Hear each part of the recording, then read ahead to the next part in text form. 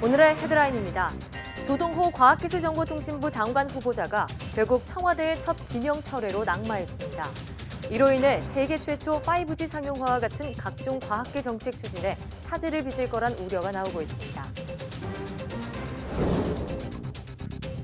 4월 과학의 달을 맞아 과학기술 성과를 체험할 수 있는 160여 개의 다양한 행사가 전국에서 열립니다.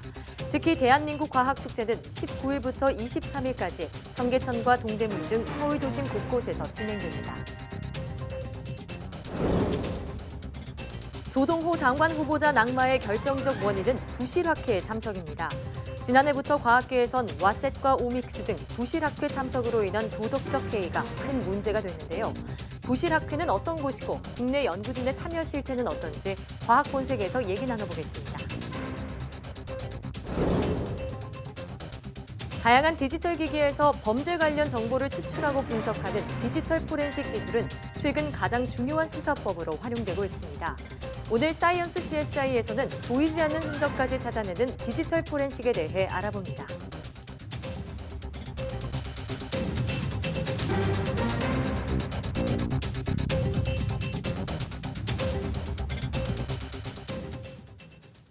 여러분 안녕하십니까? 사이언스 투데이입니다. 조동호 장관 후보자가 낙마하면서 과학기술정보통신부가 정책 추진에 난항을 겪을 것으로 보입니다. 특히 오는 5일로 예정된 세계 최초 5G 통신 기술의 상용화나 유료 방송 시장의 각종 현안이 차질을 빚을 거란 우려가 나오고 있습니다. 최소라 기자입니다. 조동호 과기정통부 장관 후보자의 낙마는 해외 부실학회 참석이 결정타였습니다. 하지만 앞선 청문회에서도 두 아들의 황제 유학과 장남의 인턴 특혜 채용, 연구비로 배우자와 해외 출장을 다녀왔다는 의혹 등이 줄줄이 터져나왔습니다. 해명 또한 미흡했습니다. 장관 후보자께서 의도적으로 그런 허위 내용의 문서를 작성해서 제출을 했다라고 한다면 장관은 그냥 교수할 자격조차도 없습니다. 저는 좌우간 출장 계획에 입각해서 서류를 내고요. 갔다 와서 보고를 한 것 같습니다. 과학계는 논란을 제대로 해명하지 못한 조 후보자의 낙마를 어느 정도 예상했다는 반응입니다. 문제는 지금부터입니다. 새 후보가 지명된다고 해도 인선과 청문회에 한 달 정도 걸려 업무 공백이 불가피하기 때문입니다. 당분간 퇴임이 결정된 유영민 과기정통부 장관이 부처를 이끌겠지만 각종 정책 추진에 부담이 따를 수 있습니다. 당장 오는 5일로 예정된 세계 최초 5G 이동통신 상용화에 차질이 우려됩니다. 5G 시대가 본격적으로 열릴 시기에 망 중립성과 상호 접속료 등 주요 정책 개편이 미뤄질 수 있기 때문입니다. 또 이달 말 유료 방송 합산 규제 일몰 결정에 따른 대안 마련이나 유료 방송 시장 재편 등 현안들도 삐걱거릴 수 있다는 지적도 나오고 있습니다. YTN 사이언스 최소라입니다. 지난해 침대 매트리스에서 라돈이 검출되면서 가구나 가구 설비와 관련한 소비자 위해 상담이 급증한 것으로 나타났습니다. 한국소비자원은 지난해 접수된 소비자 위해 정보 가운데 가구나 가구 설비와 관련한 건수가 전체의 17%를 차지해 가장 많았고 1년 전보다 16% 늘어나 증가율도 가장 높았다고 밝혔습니다. 일부 매트리스에서 라돈이 검출되면서 신체 내부 장기 손상에 대한 우려를 표명한 경우가 많았기 때문이라고 소비자원은 설명했습니다. 위해가 발생한 장소는 주택이 절반을 넘었고 만 6살 미만의 영유아가 집에서 뇌진탕과 골절을 입은 경우가 빈번한 것으로 집계됐습니다. 4월은 과학의 달입니다. 52년째를 맞은 이번 과학의 달에는 전 국민이 과학기술 성과를 체험하고 일상에서 과학기술을 즐길 수 있는 다양한 행사 160여 개가 열립니다. 이성규 기자가 소개합니다. 몸 길이가 10cm를 훌쩍 넘는 헤라클레스 왕장수 풍뎅이입니다. 기네스 공식 최고 기록은 17.8cm에 달할 정도로 거대한 크기를 자랑합니다. 장수 풍뎅이가 기억에 남았습니다. 우리 크고 멋져서 인상 깊었습니다. 이번 특별전에서는 브라질 아마존이나 인도네시아 보르네오 섬에 사는 곤충 330여 마리를 만날 수 있습니다. 4월 과학의 달을 맞아 전 국민이 체험할 수 있는 다양한 과학 행사가 전국적으로 열립니다. 특히 이번 과학의 날은 한국형 발사체 75톤급 엔진 등 국내 대표 과학 성과를 체험할 수 있는 특별한 자리도 마련됐습니다. 과학기술인과 시민이 함께하는 과학 어울림 마당, 사이언스데이, 해피사이언스 축제 등 행사가 열립니다. 또 과학기술이 생활문제 해결에 활용된다는 점을 알리기 위해 각종 포럼 등도 마련됐습니다. 미세먼지 부분, 미세먼지 국민 포럼을 이제 과청 주관으로 해서 4월 9일 날 할 생각이고요. 아울러서 이제 지구의 날이 또 4월 22일입니다. 그래서 지구의 날을 기념해서 환경, 그다음에 지구 어떤 그런 미치는 영향 이런 것들을 논의할 수 있는 그런 기회를 제공하고자 하고. 과학의 달을 대표하는 2019 대한민국 과학축제는 이달 19일 전야제를 시작으로 23일까지 청계천과 DDP 등 도심 곳곳에서 진행됩니다. YTN 사이언스도 과학축제에 참가해 VR 체험이나 앵커를 체험할 수 있는 코너를 마련할 예정입니다. 자세한 과학의 달 행사는 과학의 달 공식 홈페이지나 과기정 통부, 한국과학창의재단 홈페이지 등에서 확인할 수 있습니다. YTN 사이언스 이성규입니다. 야간 보행자 교통사고와 산업 현장 유해가스 사고 등 6개 분야 사회 문제 해결을 위해 정부가 기술 개발을 지원합니다. 과학기술정보통신부는 다음 달 2일까지 공공분야 지능형 기기 개발 및 실증 사업에 참여할 중소기업을 모집한다고 밝혔습니다.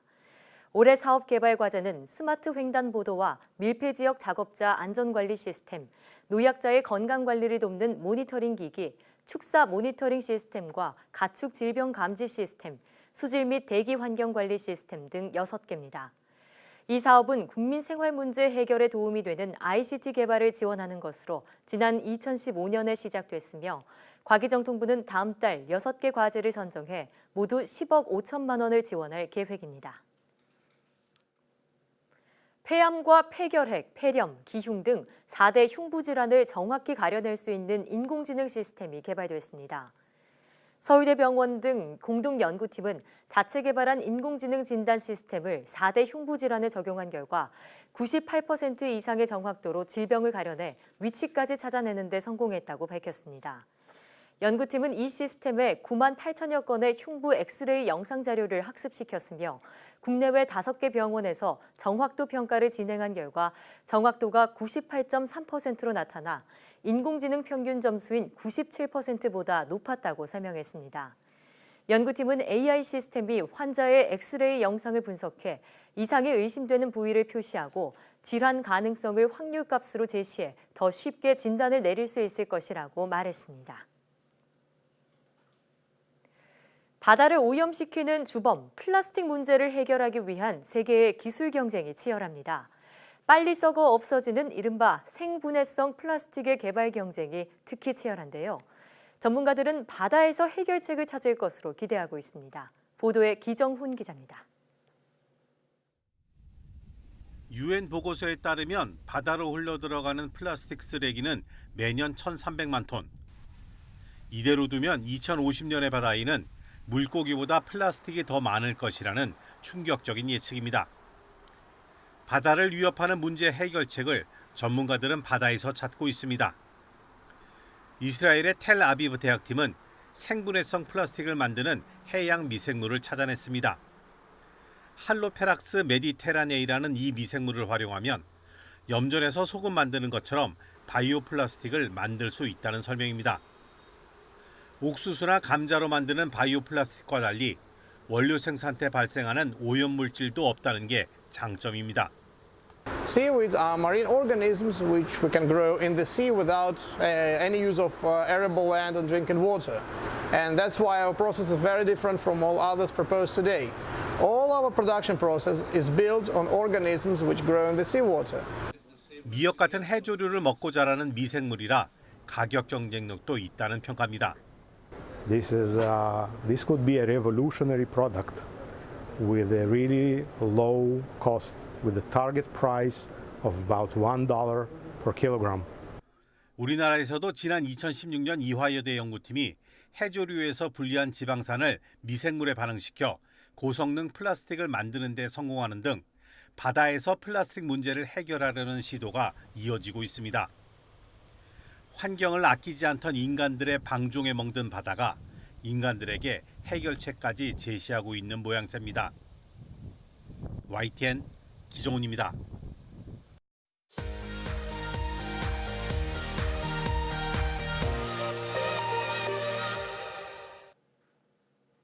화제의 뉴스를 골라 과학 기자의 시선으로 분석하는 과학 본색 시간입니다. 오늘은 이성규 기자와 함께하겠습니다. 어서 오세요. 안녕하세요. 네, 오늘은 어떤 이야기로 시작해 볼까요? 앞서 뉴스에서도 보도했듯이 이 조동호 장관 후보자 낙마에 결정적인 역할을 한 것이 부실학회 참석이었죠. 그렇습니다. 이 국내 연구자들의 부실학회 참석 실태에 대해서 준비했습니다. 네, 자 일단 조 후보자가 참여했다는 부실학회 어떤 학회인지 구체적으로 설명해 주시죠. 이 오믹스라고 많이 들어봤을 거예요. 네. 이 오믹스는 와색과 더불어서 대표적인 해외 부실학회로 꼽히는데요. 부실학회는 이 참가비만 내면 별다른 심사 과정이 없이 학회 발표 기회를 주거나 논문을 발간해줘서 일명 해외 학회라고도 불리죠. 이 오믹스는 인도계 학회로 연구자를 대상으로 과장 광고를 한 혐의 등으로 지난 2016년 미국 연방거래위원회에서 제소된 바가 있었죠. 그렇습니다. 이 조동호 장관 후보자는 바로 이 오믹스 관련 학회에 참석했는데요. 지난 2017년 그 스페인 마드리드에서 열린 월드 바이오마커 콩그레스라는 학회예요. 조 후보자는 이 학회 참석 당시 유전체학이나 분자생물학 등 이 전문가가 기조 강연을 하고 참석자의 발표 내용이 충실해서 이 당시에는 이 학회가 정상적인 학회인 줄 알았다. 이렇게 해명을 했습니다. 네, 당시에는 몰랐다는 건데 어쨌든 이 오믹스나 와스과 같은 해외 부실학회 스캔들은 지난해 이낙연 국무총리가 반드시 이 문제는 뿌리 뽑겠다 이렇게 선언할 만큼 사회적으로 크게 문제가 됐었잖아요. 이 조동호 이 후보자 관련해서는 아들이나 부인 의혹분도 있었지만은 사실은 이제 이분이 그 ICT 분야 국내 정상급의 연구자였잖아요. 그래서 이런 분이 사실은 이런 부실학회에 참석했다는 게 사실 굉장히 안타까운 현실인데 이 교육부와 과기정통부의 부실학회 참가 조사 결과를 살펴보면은 2014년부터 2018년까지 1,300여 명의 국내 연구자들이 오믹스와 와스 관련 학회에 참석을 했고요. 이 가운데 2번 이상 참가한 연구자도 무려 180명에 달합니다. 그렇군요. 대학 108개 기관 소속 연구자들이 두 학회에 참석을 했고요.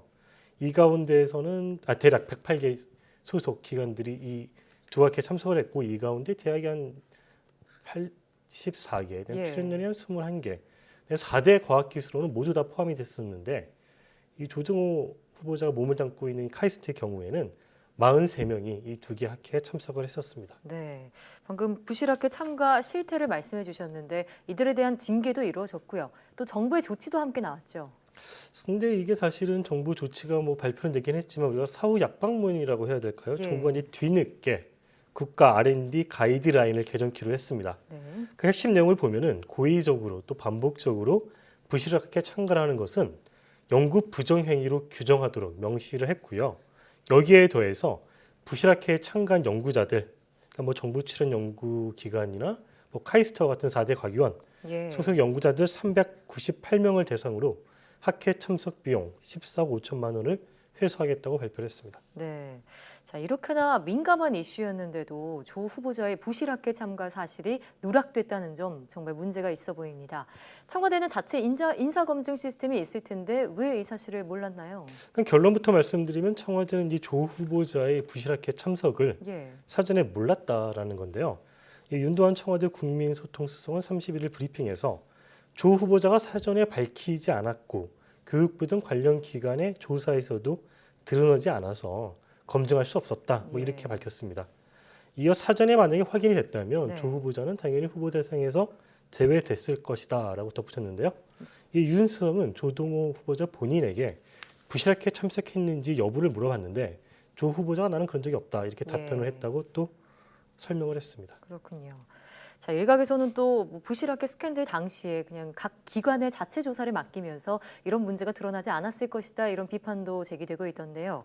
자, 뿐만 아니라 그럼 조동호 후보자가 낙마를 하게 되면 과기정통부 수장이 계속 유영민 장관 체제로 가게 되는 건가요? 원래 시나리오는 조동호 후보자가 이제 장관으로 임명이 되면 유영민 장관은 자연스럽게 사임을 하는 거죠.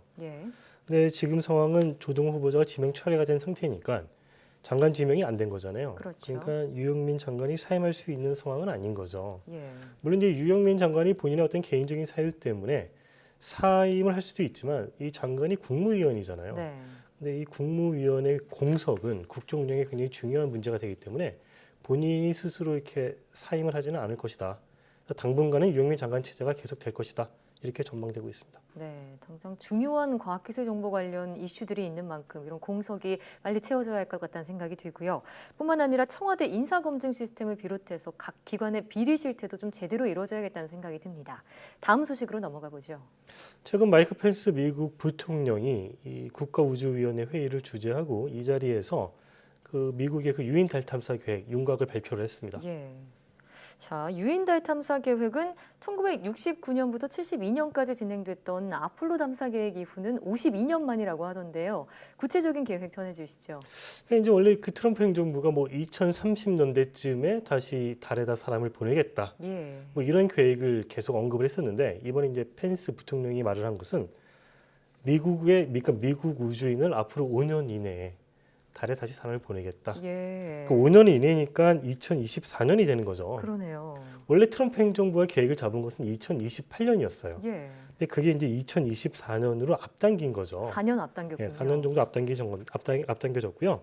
그래서 미국 나사는 이 발표에 따라서 2024년까지 그 달 궤도에다가 우주정거장을 짓는 그 게이트웨이 있잖아요. 예. 이거 건설을 마무리 짓고 2028년까지는 유인 우주선을 달에 착륙시키겠다는 게 원래 계획이었어요. 네. 근데 이제 이 계획의 수정이 불가피하게 된 거죠. 그렇군요. 자, 2024년으로 4년을 앞당겼다 말씀해 주셨는데 그러면 앞으로는 5년 정도밖에 남지 않은 거잖아요. 미국이 왜 이렇게 서두르고 있는 거죠? 사실 5년밖에 안 남은 게 굉장히 짧은 기간이거든요. 뭐 예. 긴 기간이라면 긴 기간이겠지만 이제 여러 차례 설명을 했지만 이게 미국 행정부가 이렇게 달에서 다시 사람을 보내겠다. 이건 한마디로 얘기하면 우주에서 미국의 패권을 유지하겠다는 거거든요. 예. 그러니까 이 펜스 부통령은 미국은 21세기 들어서 처음으로 달에 우주인을 복귀시키는 첫 번째 나라가 될 것이라고 말을 했어요. 예. 그러니까 2028년은 원래 목표라고 했었잖아요. 근데 이 목표를 지칭을 해서 그거는 충분하지가 않다. 우리는 그것보다 더 훌륭하다. 그러니까 우리는 2024년에 달에 사람을 보낼 수 있다. 뭐 이런 뉘앙스로 말을 한 겁니다. 그렇군요. 자, 또 이 미국의 유인 달 탐사 계획과 관련해서 중요한 로켓이 하나 있습니다. 스페이스 론치 시스템이라고 해서 SLS라고 불리는데 지금 나사가 달이나 화성 탐사용으로 개발 중인 차세대 로켓이죠. 근데 이번에 펜스 부통령이 이 SLS 로켓과 관련해서도 한마디를 했다고요. 근데 지난번에 이 나사의 내년도 회계연도 그 예산안을 설명하면서 이 게이트웨이 예산은 확보를 했지만 이 SLS 로켓 예산은 좀 삭감이 됐다라고 말을 했었잖아요. 그러니까 예산이 삭감된 것 등의 이유로 이렇게 나사는 원래 2020년 이 SLS 로켓을 발사할 예정인데 이게 이제 늦어진다고 발표를 했어요. 불가피하게 예산이 삭감이 됐으니까. 네. 그러니까 펜스가 이제 이걸 꼬집은 거예요. 그 국가우주위원회에서. 예. 앞으로 5년 내에 우리가 미국 우주인을 달에 보내겠다는 계획인데 우리는 이게 실패한다는 그런 선택지는 없다는 거예요. 네. 그래서 이러면서 이제 나사를 압박을 한 거죠. 중국과의 달 탐사 경쟁을 언급을 하면서 만약 나사가 시한을 맞추지 못한다면, 그러니까 나사가 이 SLS 로켓을 제대로 개발하지 못해서 2024년에 달에 우주인을 보내지 못하게 된다면, 그렇게 될 가능성이 보인다면은 우리는 이제 민간 발사 시스템이나 다른 파트너를 찾겠다라고까지 말을 했어요. 아니 SLS 개발 관련 예산은 삭감해놓고 기한을 맞추지 못하면 다른 파트너를 찾겠다라고 아예 공개적으로 나사를 압박한 건데 나사는 뭐라고 답변을 했나요? 그러니까 사실 이제 펜스 부통령이 명시적으로 언급을 하지 않았지만 그 민간 파트너라는 건 이제 스페이스X를 말하는 거잖아요. 사실상 이제 나사하고 스페이스X가 미국의 우주 분야의 양대 축이라고 할 수가 있는데 근데 나사 입장에서는 사실상 불똥이 떨어졌다 이렇게 볼 수가 있는 거죠. 이 나사 국장이 짐 브라이든스틴 국장인데 이 국장도 그날 회의에 참석을 했었어요. 그렇습니다. 이 국장이 그 SLS 로켓은 2020년까지 준비가 될 것이다. 라고 이제 확인 차원에서 답변을 했었죠. 그렇군요. 근데 뭐 1년 남은 건데 뭐 어쨌든 준비가 될 것이다라고 이제 얘기를 했고 미국 정부 조직이잖아요, 나사가. 그렇죠. 이 나사 입장에서도 이 SLS 로켓 개발이 어떤 이 조직의 명운, 앞으로 이제 예산이 뭐 더 줄어드느냐, 현상 유지를 하느냐에 굉장히 중요한 문제이기 때문에 어떻게든 이걸 완성을 하겠다. 이런 입장을 피력을 한 것이라고 볼 수 있겠습니다. 네, 미중 간 우주 경쟁 탓에 나사의 입장에서도 정말 발등에 불이 떨어진 셈인데 정말 말대로 계획대로 5년 뒤에 2024년에 유인 달 탐사가 가능할지 지켜보도록 하겠습니다. 오늘 말씀 잘 들었습니다.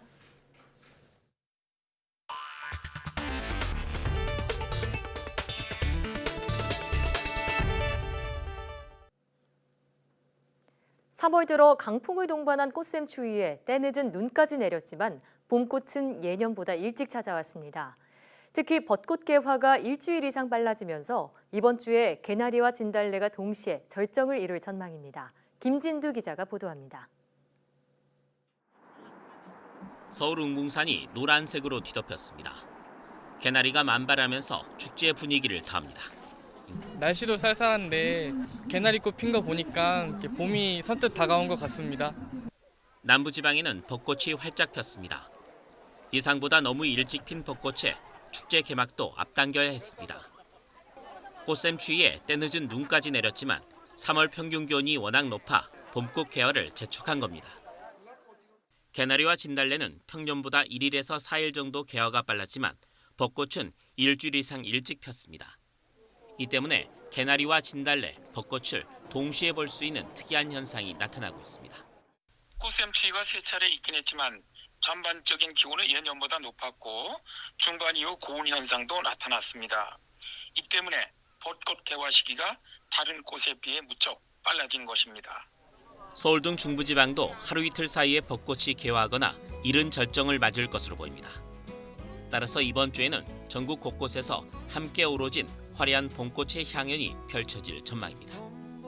YTN 김민우입니다. 지난 3월 서울의 월 평균 초미세먼지 농도가 2015년 관측 이래 가장 높았던 것으로 나타났습니다. 환경부 국립환경과학원은 지난달 1일부터 31일까지 서울의 월 평균 초미세먼지 농도는 세제곱미터당 44.6 마이크로그램으로 집계됐다고 밝혔습니다. 이는 정부가 공식적으로 초미세먼지 농도를 집계한 2015년 이래 1년 중 가장 높은 수치입니다. 국립환경과학원은 지난달 초 한반도를 덮친 사상 유례 없는 고농도 초미세먼지 농도가 월 평균 농도를 대폭 끌어올렸다고 분석했습니다. 유럽에서 대기 오염으로 한 해 40만 명 이상이 조기에 사망하고 있다는 경고가 나왔습니다. 한스 브레이니크스 유럽환경청장은 AFP 통신과의 인터뷰에서 이같이 밝히면서 특히 빈곤층일수록 대기 오염에 더 많이 노출돼 있다고 우려했습니다. 브레이니크스 청장은 유럽에서 대기 오염을 악화하는 3대 요인으로 석탄과 노후 차량, 나무를 태우는 난로를 꼽았습니다. 중국 정부가 IT의 핵심 분야인 인공지능을 키우기 위해 35개 대학에 인공지능 학과를 신설하기로 했습니다. 막강한 경제력을 기반으로 이제 기술 패권을 노려보겠다는 건데 미국의 견제도 거세질 전망입니다. 베이징에서 강성욱 특파원이 보도합니다. 통신 장비 분야에서 미국의 집중 견제를 받고 있는 중국 IT 업체 화웨이. 최근 프랑스 파리에서 스마트폰 신제품을 발표했습니다. 후면에 장착된 카메라 4개가 특징입니다. 인공지능을 적용해 노출 기술을 획기적으로 개선했다는 게 화웨이의 설명입니다. We bring you exquisite design, rule-breaking photography, and powerful videography, and also with ultimate performance. 화웨이는 삼성, 애플에 이어 세계 3대 스마트폰 제조업체입니다. 삼성 제품을 우리말로 은하수를 뜻하는 갤럭시라는 이름을 빗대 대놓고 깎아내리기까지 합니다. You can see the Galaxy phone cannot see Galaxy. 인공지능 기술은 스마트폰뿐만 아니라 이미 IT 분야 전반의 판도에 큰 변수가 되고 있습니다. 중국은 국가가 전면에 나서 인공지능 기술 육성을 주도하고 있습니다. 최근에는 35개 대학에 인공지능 학과를 신설한다고 밝혔습니다. 인접 분야인 빅데이터 관련 학과도 200개가 넘는 대학에 만들도록 했습니다. 인공지능 분야에서 중국의 추격이 본격화되면서 미국의 견제도 더 거세질 전망입니다. 베이징에서 YTN 강성웅입니다.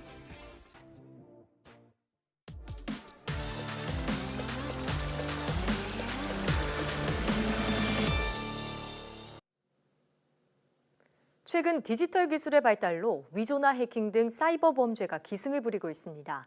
사이버 범죄의 해결사로 디지털 포렌식이 주목을 받고 있는데요. 오늘 사이언스 CSA에서는 보이지 않는 흔적까지 찾아내는 디지털 포렌식에 대해 알아보겠습니다. 대검찰청 과학수사부 디지털 수사과 디지털 포렌식 연구소의 이인수 소장과 함께합니다. 어서 오세요. 네, 안녕하세요. 네, 반갑습니다. 네. 네, 최근 정말 논란이 되고 있는 일부 연예인의 불법 촬영물 공유 혐의를 비롯해서요. 여러 사이버 범죄를 수사할 때 디지털 포렌식 기법을 활용해서 증거를 확보했다. 이런 말들을 듣곤 합니다. 여기서 말하는 디지털 포렌식 정확히 어떤 건가요? 네. 디지털 포렌식도 과학 수사라는 커다란 영역 안에 있는 한 분야로 그 수사 대상이 디지털 기기인 경우를 말합니다. 예. 다시 말씀드리면 정보 저장 매체에 저장된 디지털 정보로부터 범죄 관련 증거를 추출하고 분석하여 법정에 증거로 제출하는 기술과 절차를 통칭한다고 말할 수 있습니다. 예.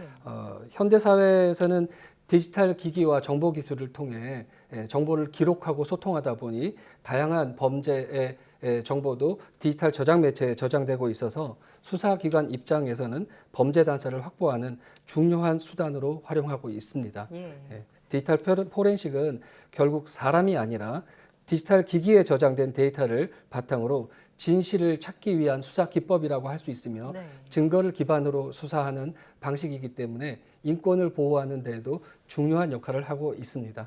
네, 그러니까 디지털 기기 내에 있는 정보를 분석해서 수사의 핵심이 될 수 있는 그런 단서를 확보하는 게 디지털 포렌식 기법이다라는 말씀이신데요. 자, 이 디지털 기기라고 하면은 딱 떠오르는 게 뭐 휴대폰이나 노트북 등을 들 수 있을 것 같습니다. 어떤 디지털 기기를 주로 분석하고 계신가요? 디지털 포렌식은 전통적으로 분석 대상 기기와 방법에 따라 컴퓨터 포렌식, 모바일 포렌식, 데이터베이스 포렌식, 네트워크 포렌식 등으로 구분하고 있습니다. 예. 최근에는 새로운 기기가 출현하고 있고 데이터의 저장 위치도 변화되고 있어 IoT 포렌식, 클라우드 포렌식 등 새로운 포렌식 분야로 그 범위가 확장되고 있습니다. 네, 디지털 기기의 뭐 저장 위치나 기기에 따라서 여러 가지 분야로 나뉜다 이런 말씀이신데요. 전통적인 방식이 컴퓨터 포렌식과 모바일 포렌식이라고 하셨습니다. 우선 이 분야부터 자세히 설명해 주시죠. 데스크탑이나 노트북, USB, 외장 하드디스크 등을 분석하는 컴퓨터 포렌식 팀에서는 개인이 사용하는 윈도우나 맥 같은 운영체제를 분석합니다.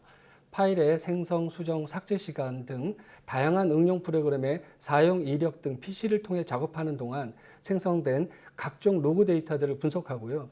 삭제된 파일을 복원하거나 삭제 행위들에 대한 흔적 분석을 주로 하고 있습니다. 모바일 포렌식 팀은 마찬가지로 스마트폰, 태블릿, PC 등을 대상으로 각종 앱에 기록된 내용과 다양한 접속 흔적들을 살펴보고 있고요. 예. 고장나거나 파손되거나 침수되어 정상 작동하지 못하는 휴대전화에서 데이터를 추출하고 복구하여 데이터 분석을 지원하고 있습니다. 네, 그러니까 증거를 뭐 훼손하거나 조작하려는 그런 행위까지도 확인할 수 있다 이런 말씀이신데요. 네, 또 이 디지털 포렌식 연구소에서는 어떤 일을 담당하고 계신가요? 기업의 전산 서버에서 각종 회계 자료나 이메일, 기업 자료가 저장된 파일 서버들을 대상으로 데이터를 확보하고 분석하고 있고요. 그 외에도 암호를 해독하거나 새로운 디지털 포렌식 기법을 연구하기도 하고 전문 인력 양성 교육과 해외 기술 전파 등을 담당하기도 합니다. 네, 정말 다양한 연구와 수사를 통해서 범죄 해결에 한 몫을 하고 계신데, 자, 혹시 좀 기억에 남는 사건이 있다면 몇 가지 들어보고 싶은데요. 30대 회사원이 폭행으로 살해되어서 가로수 밑에서 발견되었는데 그 가로수 밑에 담배꽁초를 찾아 DNA 조사를 한 결과 주변 불량배가 범인으로 지목되었습니다. 예.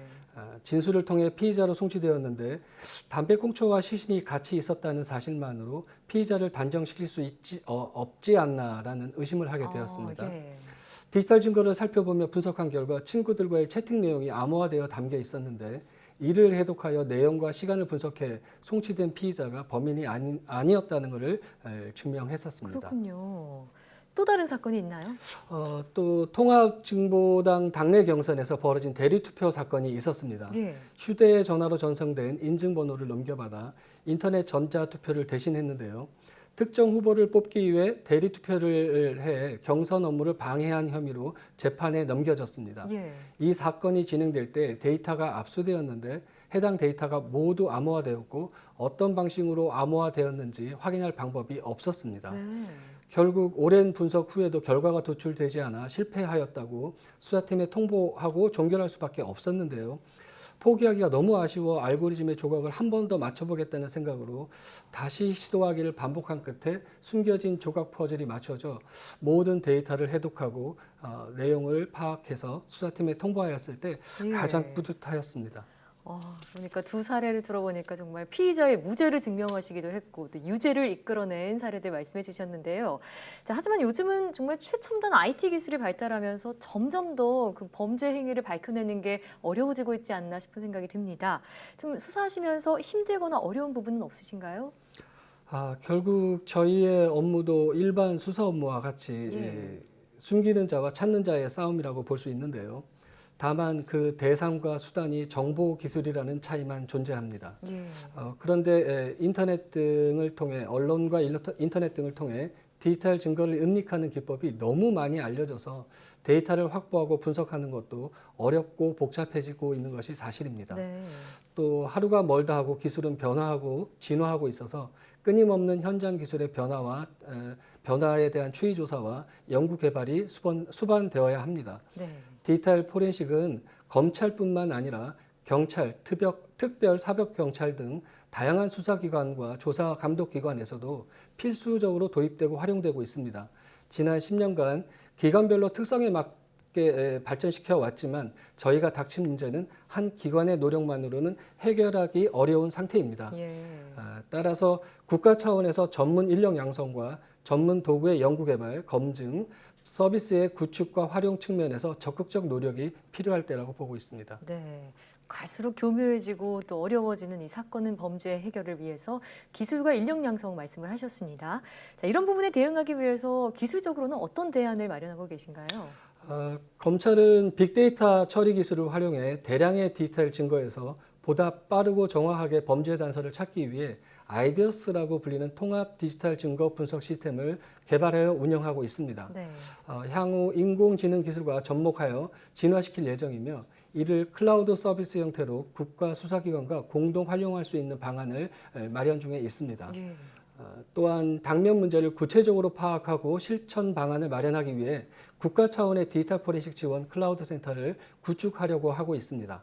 국가 수사기관이 공동으로 연구하고 개발된 서비스과 기술과 서비스를 활용할 수 있는 토대를 만들기 위해 여러 정부 부처와 협력을 강화하고 있습니다. 최근 저희의 지난 경험과 지식을 해외에 전파하기 위해 코이카 법무연수원과 협력하여 CSI 국가, 몽골, 동남아시아와의 교류를 확대하고 있으며 우즈베키스탄의 경우 우즈베키스탄 정부와 협력하여 디지털 수사과를 설립하였고 전문 인력을 양성해 현재 실제 수사에 투입되고 있어 좋은 결과를 내고 있기도 합니다. 네, 그렇게 해외로 진출하신 거는 한국 과학수사의 좀 위상을 높일 수 있는 계기가 됐겠다는 생각도 들고요. 이렇게 디지털 포렌식 팀의 역할과 업무에 대해서 얘기를 들어봤는데 이제 개인적으로 소장님의 앞으로의 계획이나 바람이 있다면 들어보고 싶은데요.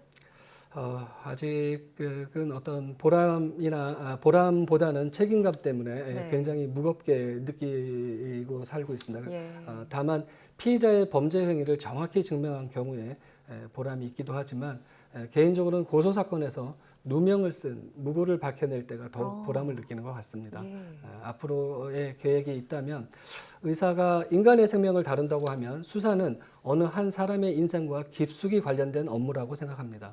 정확하고 신중한 분석을 통해 실체적 진실을 발견하기 위해 필요한 부분만을 정확히 추적하고 도려낼 수 있도록 연구개발에 매진할 생각입니다. 제가 또 사전에 소장님 인터뷰를 봤는데 어제는 됐는데 오늘은 안 될 수 있는 게 디지털 포렌식이다라는 말씀을 하셨더라고요. 정말 그만큼 고충과 책임감이 느껴지는 답변이었습니다. 이런 디지털 포렌식에 대해서도 좀 정부 지원과 또 국민적인 관심이 필요한 때가 아닌가 싶네요. 자, 지금까지 대검찰청 디지털 포렌식 연구소 이인수 소장과 함께했습니다. 오늘 말씀 고맙습니다. 네, 감사합니다.